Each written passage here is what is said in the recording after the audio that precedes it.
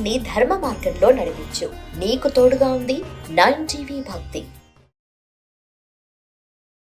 మాతృదేవోభవ, పితృదేవోభవ. ఈ మధ్య ఒక ఆయన నాకు ఫోన్ చేశారు. ఎందుకంటే మన యూట్యూబ్లో నా నెంబర్ కొంచెం స్క్రోల్ అవుతూ ఉంటుంది కాబట్టి కొన్ని ఆధ్యాత్మిక విషయాలు కూడా మనం చెప్పుకుంటున్నాం ఆస్ట్రాలజీతో పాటుగా. కాబట్టి ఒక ఆయన ఫోన్ చేశారు, చేసి అడిగారు, కాబట్టి వినాయక చవితి మనం మేము చేశాం కదా, వినాయకుడి పూజకు కూడా 9 రాత్రులు మేము గణపతి నవరాత్రులు చేశాము. దాంట్లో ఆ పూజలో భాగంగా మొట్టమొదట అక్కడ కూడా గణపతినే పూజ చేశాము. గణపతి పూజకే మళ్ళీ గణపతి పూజ ఏంటండి ప్రారంభంలో అని చెప్పేసి ఆయన అడగటం జరిగిందండి. దానికి ఏంటంటే అది నిజంగానే చాలా మందికి తెలియనటువంటి విషయం. నాకు కూడా తర్వాత మాత్రమే తెలిసింది. ఈ విషయం మీతో అందరితో పంచుకున్నట్టయితే ఇవి అనుమానం చాలా మందికి ఉంటుంది. ఇప్పుడు ఆయన నన్ను వేసినటువంటి ప్రశ్న మీరు విన్నాక మీలో కూడా అవును కదా గణపతి పూజకే మళ్ళీ గణపతి పూజ ఏంటి ప్రారంభంలో అనేటువంటి అనుమానం మీలో కూడా రేకెత్తే ఉంటుంది. కాబట్టి దానికి మనం చిన్న పరిష్కారంగా ఏంటని చెప్పుకుందాం. ఏంటంటే మొట్టమొదట పార్వతీదేవి అభ్యంగన స్నానం చేస్తూ ఆ నలుగు పిండితోటి ఈ మధ్య కాలంలో అందరూ అసలు నలుగు పిండి అనే మాటనే ఒక 20-30 సంవత్సరాల నుంచి లేవండి. మా చిన్నప్పుడు కూడా మాకు నలుగు పిండి నూనె రాసి నలుగు పిండి అంటే అందులో మరి బియ్యము, కొన్ని పప్పులు, కొన్ని సుగంధ ద్రవ్యాలు, ఇటువంటివన్నీ కొన్ని ఔషధ గుణాలు కలిగినటువంటి వేప ఆకులు ఇట్లాంటివి కూడా. ఎందుకంటే ఈ చర్మం మీద వచ్చేటటువంటి చర్మ రోగాలు నివారించడం కోసం అని చెప్పి వేపాకులని, వట్టి వేర్లని, ఇట్లా కొన్ని ఔషధ గుణాలన్నీ కలిగినటువంటివన్నీ కూడా కలిపి దాన్ని మరబట్టించి లేకపోతే విసురుకొని ఆ పిండితోటి నీళ్లు వేసి కలిపి మొత్తం మీద ఒళ్ళంతా నలిపితే మొత్తం మీద మృత కణాలు ఏవైతే శరీరం మీద ఉన్నాయో అవి పూర్తిగా నిర్మూలింపబడతాయి. మీకు ఏ సబ్బుతో గాని ఏ షాంపూతో గాని అవి నిర్మూలింపబడవు. మీకు నురుగు వస్తుంది, తెల్లగా షైనింగ్ వస్తుంది, మృత కణాలు ఎక్కడవక్కడే ఉంటాయి. తద్వారా చర్మ వ్యాధులు అనేక రకాలు ప్రబలుతూ ఉంటాయి. వీటికి సరి అయినటువంటి మార్గము సున్ను పిండి తోటి ఒళ్ళు నలుచుకోవటము, కుంకుడుకాయ గాని సీకాకాయ గాని ఇటువంటి వాటితో రుద్దుకోవడం ద్వారా ఇంకా ఎక్కడైనా 1-2 మిగిలిపోతే అవి కూడా చంపబడిపోతాయి. కుంకుడుకాయ యొక్క చేదుతనానికి, శీకాకాయ యొక్క చేదుతనానికి అవి కూడా సంహరింపబడి మీకు మృత కణము అనేటటువంటిదే మీకు శరీరం మీద లేకుండా పోతుంది. మళ్ళీ కొత్తగా పుట్టవలసిందే కానీ ఇప్పుడున్న వాటిలో ఒక్కటి కూడా మిగలదండి. ఇది ఈ విధంగా చేసేవారు. మేము అనుభవించినటువంటి వాళ్ళమే. ఈ విధంగా ఆమెకి ఆ రోజున పార్వతీదేవి తలంటు స్నానం చేస్తోంది. ఎందుకు చేయవలసి వచ్చిందే అన్నట్టయితే దానికి కూడా ఒక కథ ఉన్నదండి. అక్కడ ఆ కాలంలో గజాసురుడు అనేటటువంటి ఒక రాక్షసుడు ఉండేవాడు. ఆయన ఈ శివుడికి పరమ భక్తుడు, పరమ ఘోరమైనటువంటి తపస్సు చేశాడు. సాక్షాత్తు శివుడు ప్రత్యక్షపోయాడు. ఏం కావాలి ఆయన అని అడిగాడు. అడిగితే ఏముంది నాయన, నే భగవంతుడా నిన్ను మించిన దైవం లేడు, నిన్ను ఇంతకంటే ఎవరిని నమ్మటం లేదు, నువ్వు అక్కడక్కడ ఉండటం కంటే నిన్ను నా హృదయంలో పెట్టుకోవాలి, నా ఉదరంలో పెట్టుకోవాలి అని చెప్పేసి నా కోరికగా ఉంది, అది తీర్చిన ఆయన అని అడుగుతాడు. వీనికి మామూలుగానే మనకు తెలుసున్నదే కదండి. ఆయన భక్తికి పరవశించిపోతాడు కానీ దానికి వెనక పూర్వాపరాలు అస్సలు ఆలోచించడు ఆయన. అందుకే ఆయన బోళాశంకరుడు అన్నారు. సరేనయ్యా అన్నాడు. అనేసి ఏం చేసింది, ఆయన పొట్టలోకి దూరిపోయాడు. మరి ప్రపంచం అంతా అల్లకల్లోలం అయిపోతుంది. ఆయన అడ్రస్ దొరకటం లేదు, అసలు ఏమైపోయాడు అనేటువంటి పరిస్థితి అంతా వచ్చేసింది. అందరూ కూడా అల్లకల్లోలం అయిపోతూ ఉన్నారు. పార్వతీదేవి మరి భార్య, ఆవిడ పరిస్థితి ఇంకెంత ఘోరంగా ఉంటుందండి.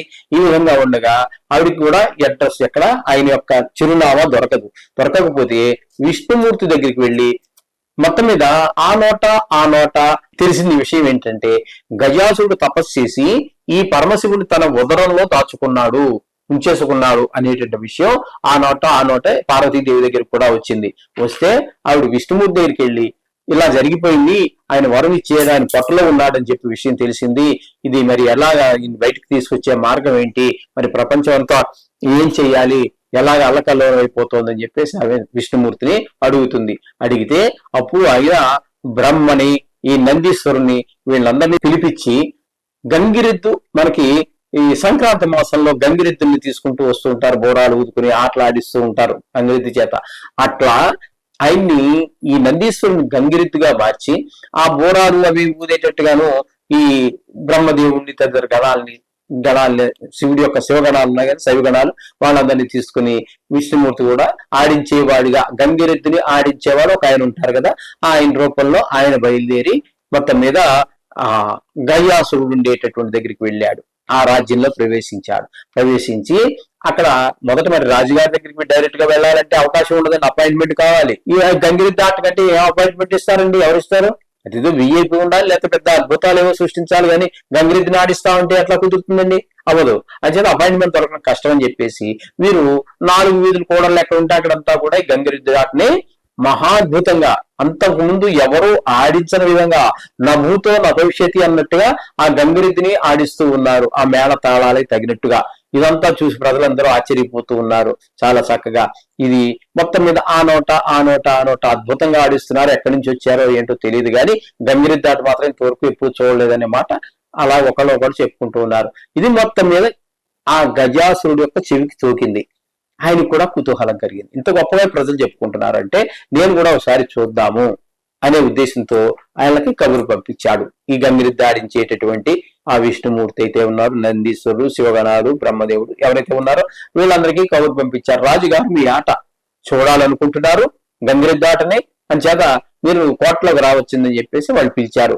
పిలిస్తే అప్పుడు వీళ్ళందరూ కోటలోకి ప్రవేశం జరిగిన తర్వాత ఆ గజాసురుడి ముందు ఆట ప్రదర్శించడానికి, మీరు బాగా ఆడుతున్నారని తెలిసిందయ్యా, బాగా ఆడిస్తున్నారని నాకు చూడాలని కోరికగా ఉంది, నాకు నచ్చినట్టయితే మీకు ఏది కావాలంటే అది ఇస్తానని చెప్పేసి అంటాడు. మరి మాట తప్పరు కదా అంటాడు. సరే తప్పవు అంటారు. సరే అద్భుతంగా ఈ యొక్క గంగిరెద్దు ఆటని ప్రదర్శన చేశారు. గజాసురుడు అయితే తన్మయత్వం చెందిపోయి ఇప్పుడు జరగండి అయ్యా మీకేం కావాలి అని చెప్పేసి అప్పుడు మళ్ళీ వీళ్ళందరూ కలిసి మళ్ళీ హెచ్చరించారు విష్ణుమూర్తి, బ్రహ్మ, నందీశ్వరుడు. మరి ఆడిన మాట తప్పవు కదా, మళ్ళీ మేమేమి అడిగితే అదేందుకు అడిగామని చెప్పి నిన్ను కోపం చేసుకోవటం కానీ లేదా మాట తప్పడం కానీ చేయకూడదు అంటే నేను చెయ్యను అని చెప్పేసి ఆయన ఖచ్చితంగా చెప్పిన తర్వాత ఆయన దగ్గర మాట తీసుకున్న తర్వాత అప్పుడు చెప్పారు వీళ్ళ నిజ స్వరూపాలు దాచి. ఈశ్వరుణ్ణి మొత్తం సకల బ్రహ్మాండాన్నంతా కూడా సృష్టించినటువంటి పరమశివుని నీ ఉదరంలో పెట్టుకుంటే మొత్తం ఈ బ్రహ్మాండం అంతా ఏమి కావాలి, అటువంటిది సరి అయినటువంటి పద్ధతి కాదు, కాబట్టి ఆ ఈశ్వరుణ్ణి విడుదల చేసేయమని చెప్పేసి అడిగారప్పటికీ ఆయన లోపలైతే దాచుకోగలిగాడు కానీ ఎలా విడుదల చేయాలో తెలియదు. ఇది నిజంగా అనిపించి ఆయన ఏం చేశారంటే, మీకు ఇచ్చిన మాట ప్రకారం మీరు తీసుకుపోండి అయ్యా, అయితే తీసేసేటువంటి శక్తి లేదు కాబట్టి మీరు నన్ను సంహరించి తీసుకెళ్ళిపోండి అంటారు. అప్పుడు ఆ విష్ణుమూర్తి నందీశ్వరుని ఆజ్ఞాపిస్తాడు. అతను ఏం చేస్తాడు, నందీశ్వరుడు తన కొమ్ములతో ఈ గజాసురుడు యొక్క ఉదరాన్ని చీల్చేసి అందులో ఉన్నటువంటి ఈశ్వరుని బయటికి తీసుకొచ్చిన తర్వాత ఆ చనిపోతున్నటువంటి గజాసురుడు, అయ్యా నేను మీ భక్తుడినే కానీ వ్యతిరేకం కాదు కదా, మీరు అడిగిన వాటి కూడా కాదనకుండా నా ప్రాణాన్ని కూడా త్యాగం చేశాను, కాబట్టి నా యొక్క ఈ తల ఏదైతే ఉందో ఈ గజముఖం దీనికి ఒక సార్థకత కల్పించండి, అలాగే ఈ చర్మాన్ని కూడా దీనికి కూడా ఒక సార్థకత కల్పించండి. అది ఎలా అన్నట్టయితే ఇది ఈశ్వరుడు ధరించడానికి, ఇదేమో గణేశుడికి అతికించడానికి తల, ఈ విధంగా ఒప్పందం చేసుకోవడం జరిగింది. చేసుకున్న తర్వాత శివుడు బయటకు వచ్చేసాడు కదండి. ఆయన ఇప్పుడు అక్కడే ఉన్నటువంటి బృహస్పతి వారు, ఆయన జ్యోతిష్యంలో కూడా చాలా నిష్ణాతుడు, ఇంకా ఆయన మించిన వారు ఆ కాలంలో లేరు. అప్పుడు ఆయనకి అనుమానం వస్తుంది, నేను చాలా కాలం అయింది కదా ఉదరంలో ఉండిపోయి, నా భార్య ఏం చేస్తోంది అనేటువంటి అనుమానం వచ్చి, అయ్యా స్వామి బృహస్పతి వారు నా భార్య ఏం చేస్తోందో ఒక్కసారి మీరు చూసి చెప్పాలి అంటాడు. అంటే ఇప్పుడు నీ భార్య ఒళ్ళు నలుచుకొని అభ్యంగన స్నానం చేస్తోంది అయ్యా, నువ్వు ఉదరంలోంచి పైకి వచ్చావు అనేటువంటి విషయం అప్పుడే ఆవిడ చేరిపోయింది. ఆ సంతోషంలో ఆవిడ ఒళ్ళు నలుచుకొని శుభ్రంగా అభ్యంగన స్నానం చేస్తోంది, నీ రాక కోసం ఎదురు చూస్తోంది చెప్పేసి బృహస్పతి వారు చెప్తే ఈయన అవునో కాదో తెలుసుకుందామని చెప్పి చాలా వేగంగా బయలుదేరి తన పార్వతీదేవి తన ఇంటికి బయలుదేరాడు. భారతీదేవి ఉన్నటువంటి తన ఇంటికి బయలుదేరాడు. అక్కడికి వెళ్ళేసరికి అక్కడ జరిగినటువంటి విషయం ఏంటంటే, ఆ పార్వతీదేవి అప్పుడే ఈ సున్నిపిండితో ఒళ్ళు నచ్చుకున్నది. ఈ కొన్ని శిల్పి పనులు అందరం మనం చేస్తూనే ఉంటాం కదండి. ఆ సున్నిపిండిలో పసుపు కూడా ఉంటుంది కాబట్టి ఎక్కువ పాళ్ళు మిగతా రంగులన్నిటిని అది కవర్ చేసేస్తుంది, డామినేట్ చేసేస్తుంది. దీని రంగు ఎక్కువ కనబడుతూ ఉంటుంది. అది మొత్తం మీద పసుపు కలిపిన కారణంగా పసుపు తాను. దీంతో ఆవిడ ఊసిపోక చిన్న బొమ్మను చేసింది, ఒక బొమ్మను చేసింది, మనిషి ఓ పిల్లవాడి బొమ్మను చేసింది. చాలా చక్కగా కుదిరింది. అబ్బా దీనికి ప్రాణం పోస్తే ఎలా ఉంటుంది అని ఒక ఆలోచన కలిగింది. అనుకున్నదే తడవు ఆవిడ మహాశక్తి, ఆవిడ ప్రాణం పోసింది. సాక్షాత్తు మహాదేవ్ ప్రాణం పోసింది ఎవరన్నా ఉన్నాడంటే అది ఈ గణపతి. ఈ విధంగా ఈ కుర్రవాడు ఎంతో ముద్దొచ్చేస్తూ ఉన్నాడు. నాయన నేను స్నానం చేస్తాను అని చేత ఇంట్లోకి ఎవరు రాకుండా నువ్వు కాపలా ఉండి ఇక్కడ ఎవరు వచ్చినా సరే లోపలికి పంపించవద్దు అని చెప్తుంది. కాపలా పెట్టేసి తను వెళ్ళి స్నానం చేస్తూ ఉంటుంది. ఆ టైంలో పరమేశ్వరుడు బయలుదేరి ఇంటికి వచ్చారు. తన భార్య నిజంగా స్నానం చేస్తుందా లేదా చూడడం కోసం. అక్కడికి వచ్చేటప్పటికి ఈ పిల్లవాడు, ఈ సున్నిపిండితో చేసినటువంటి పిల్లవాడు ఉన్నాడు కదండి, ప్రాణం పోసిందిగా ఈవిడ అయ్యి అడ్డుకున్నాడు, లోపల వెళ్ళడానికి వీల్లేదు. అరే నువ్వెవడు రా నా ఇంట్లో నన్ను వెళ్ళొద్దంటావు అని చెప్పేసి ఈశ్వరుడికి ఆశ్చర్యం వేసింది. తర్వాత బుజ్జగించాడు. పిల్లవాడు ముద్దొస్తున్నాడు, ఏమి అనలేడు. గట్టిగా ఏమి అన్నా మళ్ళీ పిల్లవాడు చిన్న పిల్లవాడు ఏం చేస్తాడు, పాపం ఏడుస్తాడో ఏంటో అని చెప్పి లాలించాడు, బుజ్జగించాడు, సామా బేగత. ఆఖరికి నువ్వు కొడతానంటే కూడా నన్ను కొట్టేంత తోడు నువ్వని ఎదురు తిరుగుతున్నాడు. ఇంక ఏమి కాని పరిస్థితుల్లో యుద్ధాన్ని ప్రారంభిస్తే అటువంటి సాక్షాత్తు అమ్మవారే ప్రాణం పోసినటువంటి వాడు కాబట్టి తన శక్తి సామర్థ్యాలన్నీ చూపించి ఈశ్వరుణ్ణే భయభ్రాంతుని చేసేసాడు. పరిస్థితికి వచ్చేసాడు యుద్ధంలో. ఇక లాభం లేదు, ఉపేక్షించి అని చెప్పేసి పరమేశ్వరుడు తన త్రిశూలం తీసుకుని ఆ పిల్లవాడి యొక్క శిరస్సుని ఖండించేశాడు. ఆ ఖండించేసి లోపలికి వెళ్ళాడు. ఆ మాట ఈ మాట అయిపోయిన తర్వాత ఆ పిల్లవాడు ఎవడో అడ్డుకున్నాడు, వాడు శిరశ్ఛేదం చేశానని చెప్పాడు. అయ్యో ఎంత పని చేశారు నాథ, నాకు పుట్టినటువంటి నా పిల్లవాడి నే ప్రాణం పోసుకుని పెంచుకుంటున్న పిల్లవాడిని శిరస్సు గండి చేశారు. నాకు మీరు ముల్లోకాలకి అధిపతి కాబట్టి నాకు అవన్నీ తెలియవు, మీరు నా కొడుకుని నాకు బతికించి ఇవ్వాల్సిందే అని చెప్పేసి మొండి పడుతుంది. ఆడవాళ్ళ సంగతి మనకు తెలియదు ఏముందండి, పట్టుకుంటే అదే పట్టుకుంటారు. ఇంక ఏమి దారి లేక పరిస్థితిలో ఆ గజాసుడి యొక్క శిరస్సును తీసుకొచ్చి అక్కడ అంటే ఉత్తరముఖంగా పడుకున్నా తీసుకురామని చెప్పారు అనుకోండి. ఇంకా అవన్నీ పెట్టుకుంటే చాలా పెద్దది అయిపోతుంది, మనకు సమయాభావం కాబట్టి చెప్పుకుంటున్నాం. ఆ తలను తీసుకొచ్చి ఈ పిల్లవాడికి అతికించడం జరుగుతుంది.